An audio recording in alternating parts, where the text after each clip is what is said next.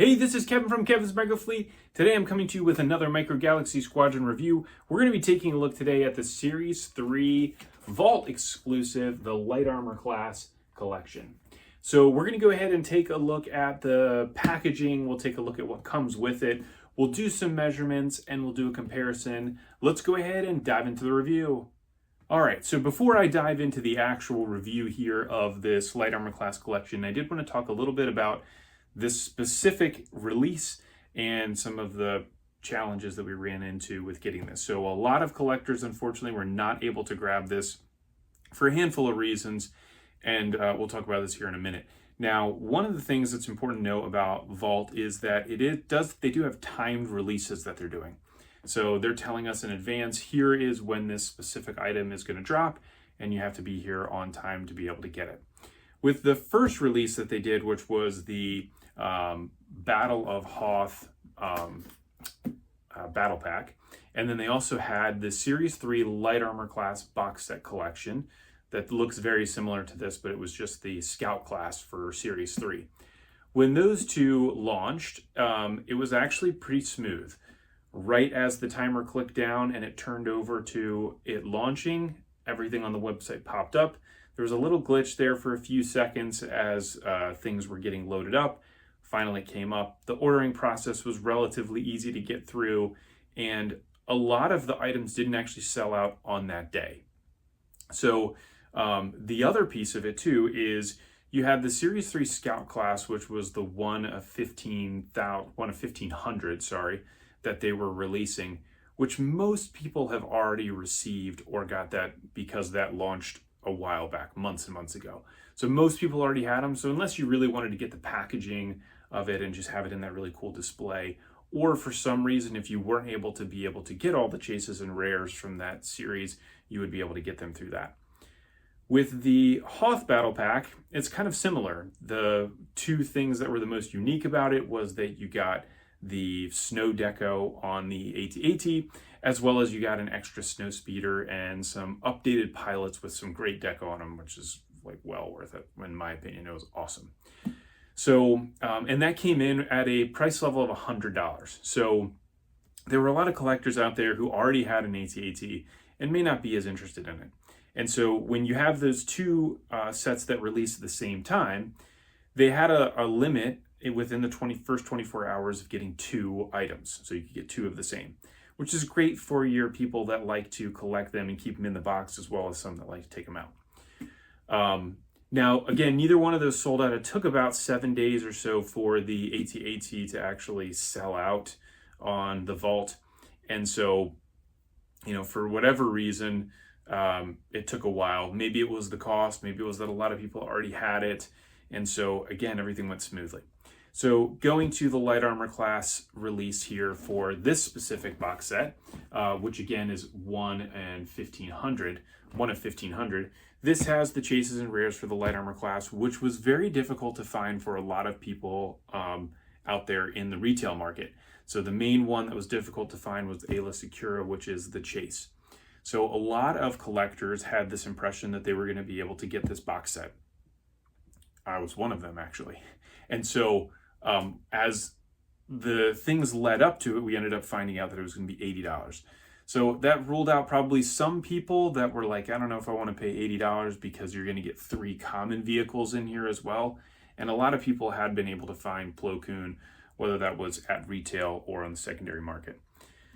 So then on launch day, unfortunately what happened is 3 minutes early to the actual release, which was supposed to happen at noon Eastern or 9 Pacific, the website went live. So I was actually in my garage doing something with 3D printing, and I was just kind of like waiting for the timer to click down. I really wasn't that concerned about it. I was just going to click on it right when it got back to the last second and log in. Well, I just so happened to pick my phone up. I looked at it. There was like 1 minute and 10 seconds left. I went, all right, let me just try to refresh this just to see what happens. I refreshed it. It popped up and it was there. I went through the checkout process. I got to the end, and when I got to the end, I ran into a hiccup with the shipping. So it took me like 10 or 15 seconds to figure that thing out. Finally, I pushed it through. As soon as I pushed it through, I went back in because I was going to try to use a discount code, and it was sold out. And so then I started going onto the page, and I saw everybody was saying it's sold out. So I was like, I don't know, maybe it's sold out for me because I already got one and it won't let me get any more. Well, then I ended up seeing that they had a limit of 3 per person, which at a set of doing this with 1,500 exclusive sets, to do 3 per person or per transaction is really bad for collectors. So unfortunately, a lot of scalpers picked these up and started flipping them right away. Fortunately, there were a lot of people that just decided not to do that and to just wait, which I would say I'd highly recommend doing right now. They are coming down on the secondary market where these are more affordable. There are some people that are trying to split this up and sell them off in pieces, which is okay, but you're going to flood the market, and so those costs are going to come down. So anybody who has not gotten this that wants to get it, there will be another chance to be able to get it on the secondary market at a lower cost. You just have to wait a little bit for that to come down. And then also with that, on eBay, where it does have the option to be able to submit an offer for whatever you feel like is a reasonable price, and then just see what happens. So that's how I would go through and do it if I hadn't been able to get this. I was super lucky that I hit that refresh, and so I have this to be able to review.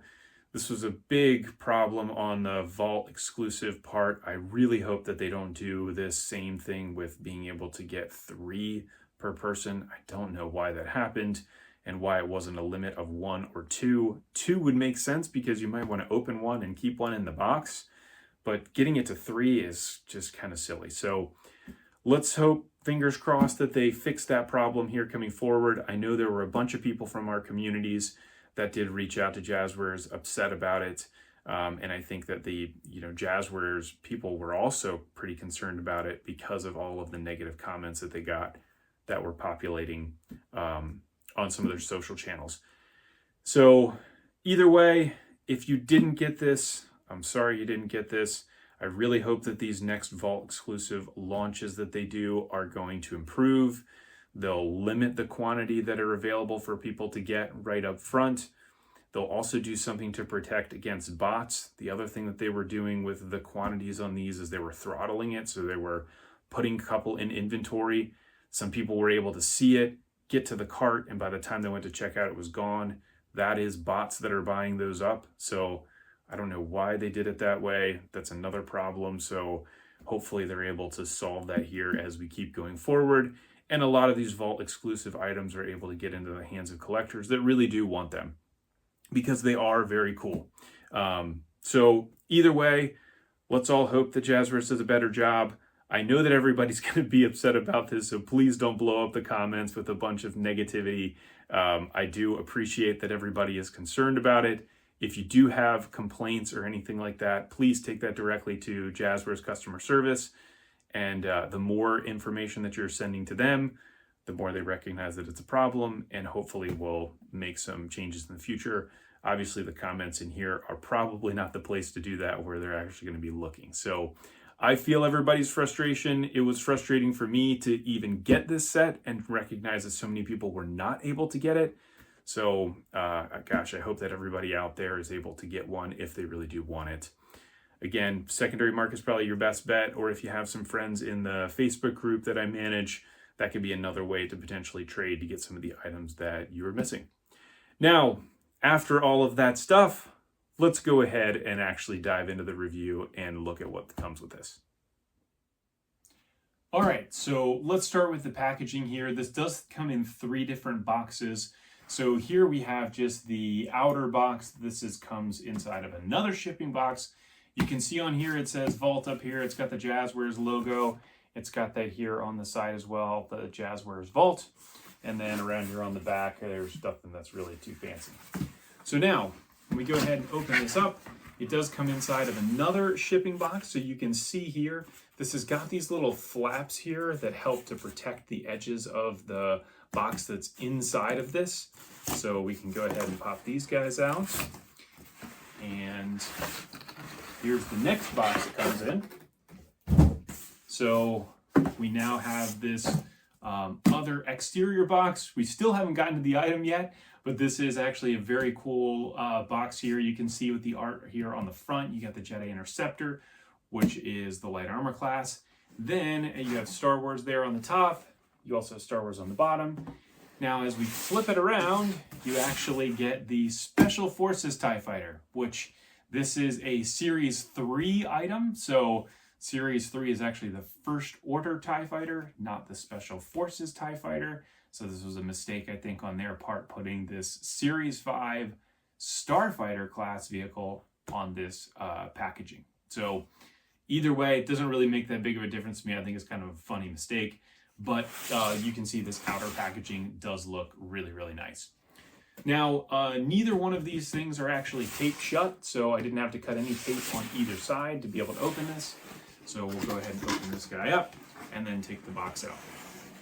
Now, it's a pretty tight fit. You can see as I'm taking that thing out of there, it's tight.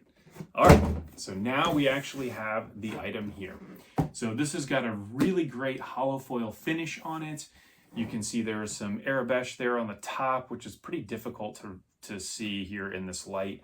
On the bottom, you've got the Micro Galaxy Squadron logo and some other arabesh on there. And then you can see here on the front, you've got this sticker up here, the 1 of 1500, obviously Star Wars, Micro Galaxy Squadron. And then you can see there on the bottom, it says the Light Armor Class Collection. And then here's the back with the stars. So they did a great job, a really, really nice job with this packaging. I do hope that the packaging continues something similar to this in the future, so that way they have somewhat of a seamless look as we're going from one series to the next, because there will be more series coming that have these collections as well, which would be great. So now let's go ahead and just open this up, and then we'll take a look at the individual items here in just a minute. So as we open this thing up, here's what the inside looks like. So this is a pretty nice looking, again, this is all a hollow foil finish. It's kind of like a comic book looking type of a scene. You've got your First Order TIE Fighters chasing down the Millennium Falcon. You've got your interceptors here, Jedi interceptors. You've got Coruscant there in the background. And then you have this little piece of tissue paper on here, which is a really nice touch. And then you have your items itself. So that is what it all looks like inside of the box. They did a really, really nice job with the packaging here. These items are all packaged inside of their original packagings, like you would get them at retail. There's nothing different about the individual packaging. You can see on here you've got your Chase, you've got Ayla Secura, you've got Plo Koon, and then you have your 3 common vehicles, your First Order TIE Fighter, Anakin's Jedi Interceptor, and Obi-Wan's Jedi Interceptor. This piece right here that says Series 3 on it can come out.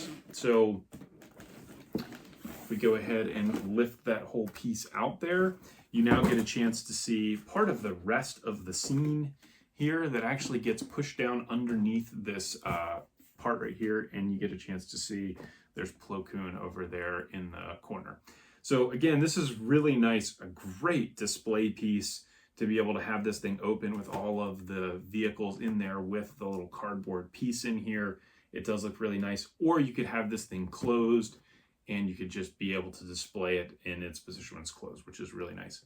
So now let's go ahead. I'm going to flip the camera around so we can go ahead and start to take a look at each one of these individual items to be able to look at what type of comparisons we have relative to the other vehicles that we got at retail.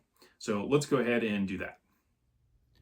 So let's go ahead and start out here with some of the common vehicles, which are over here on the left side. So we'll start and we'll just go left to right here. So you have your First Order TIE Fighter. So unfortunately on this one has a little bit of damage here on the box, which you would think coming inside of that big shipper box and all of the other ones that this would actually be like a pristine card. It doesn't make that big of a difference to me. I'm probably going to open this one up anyways. But you get your standard First Order TIE Fighter here, and then you get your pilot. There is no difference on this one relative to what you end up finding with the retail version that came. As we turn this around and we get a chance to see the back, you can see the card backing here is the same. I've got a little more in-depth review of this specific item on the channel if you want to take a dive into that. But here is what it looks like outside of the package.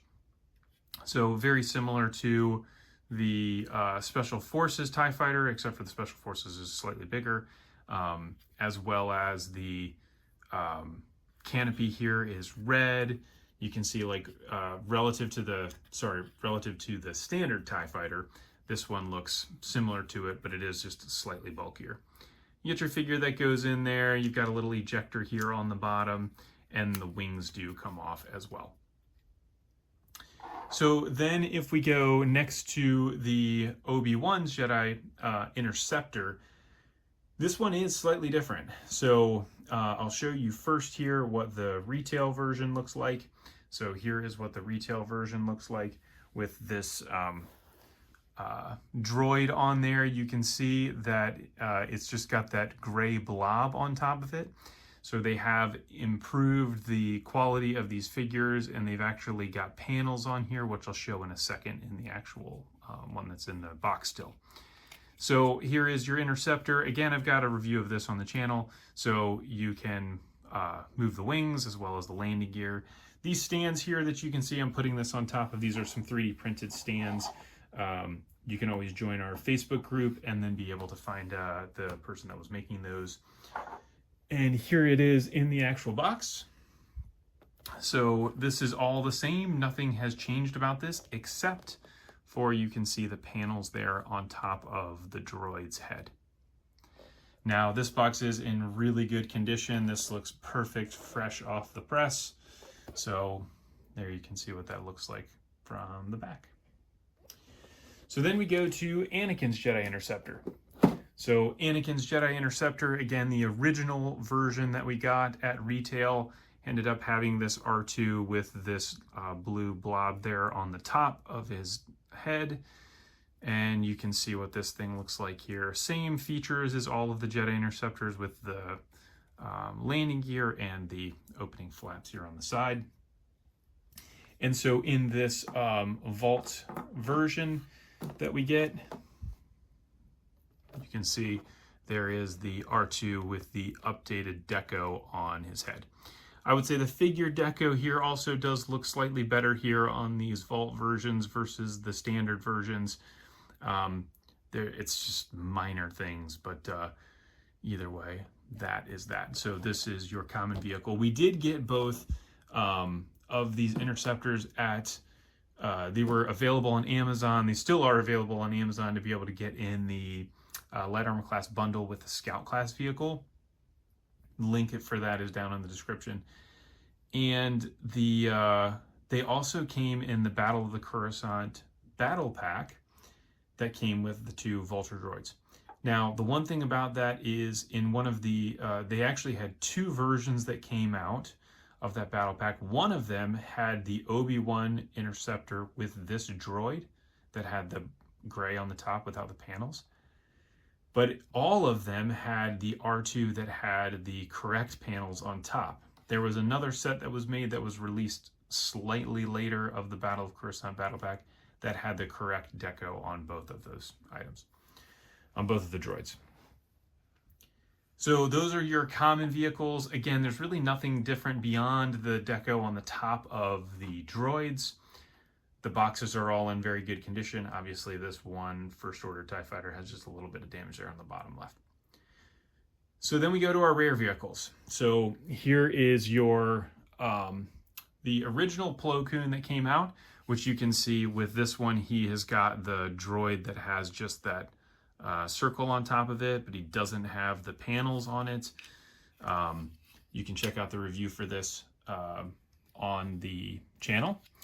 And then the other, so now if we go to the vault version, here we can see what the vault version looks like. Again, the package looks really good. It's got the sticker on there, and there you can see that paneling on the top of the droid's head, which just looks so much better. I'm so happy that they figured out how to do that. Beyond that, everything else on this vehicle should be the exact same.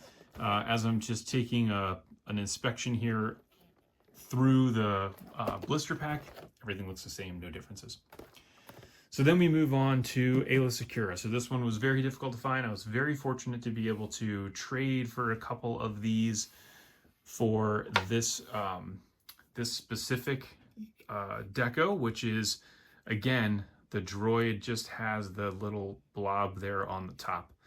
Ayla actually did come with a good paint job. She didn't have the melted face like we had with, I'd seen some people get.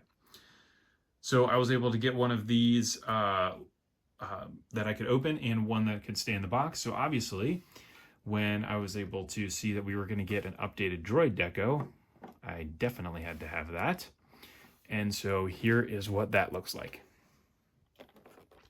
So now you can see on the top of his head, that looks really, really good. The Ayla looks good as well. I was afraid that I might get one that had the melted face. That's not the case. The Jedi Interceptor all looks the same as well. And then as you turn it around to the back, all the card backing looks really, really good. So that's just a little tape there. So those are your items that you get in this. I would say, you know, from a value perspective, at $80, even at $100, there is still quite a bit of value in it, considering the difficulty that there was in finding Ayla. And Plo Koon looks really cool. This is my favorite. Well, I think Ahsoka might be my favorite, but this is probably my second favorite Jedi Starfighter that we have right now. All the rest of the common vehicles are great. I think of all of the different vehicles that we have in the line so far, the Jedi Interceptors may be my favorite because of so much versatility you can do with the paint scheme. I like how small it is. I like that it's got the wings on it and all of that stuff. So there you go. Now, does this make sense for somebody to be able to get for $150? I don't know. On the secondary market, maybe, but I would say probably closer to the retail. Around 100, I think, is reasonable, plus a little bit of shipping. It's probably not that bad either. To be able to secure two of these that are in a great package, as well as being able to get the box that it comes in, everything together, the whole package looks really nice. So that really is up to you in terms of whether or not you feel like it's worth the value or not. But hey, it is what it is. It's fortunate that I was able to grab one. I hope you liked this review. If you did, please like and subscribe. I have an Amazon storefront in the description below for being able to get a bunch of the Micro Galaxy stuff, as well as I have my Etsy page down there and the Facebook group that I mentioned earlier that you could also take a look at and join if you're not a member, to be able to catch up on all of the news that we have Micro Galaxy wise. Thanks for tuning in. I sincerely appreciate it. I look forward to catching everybody on the next review.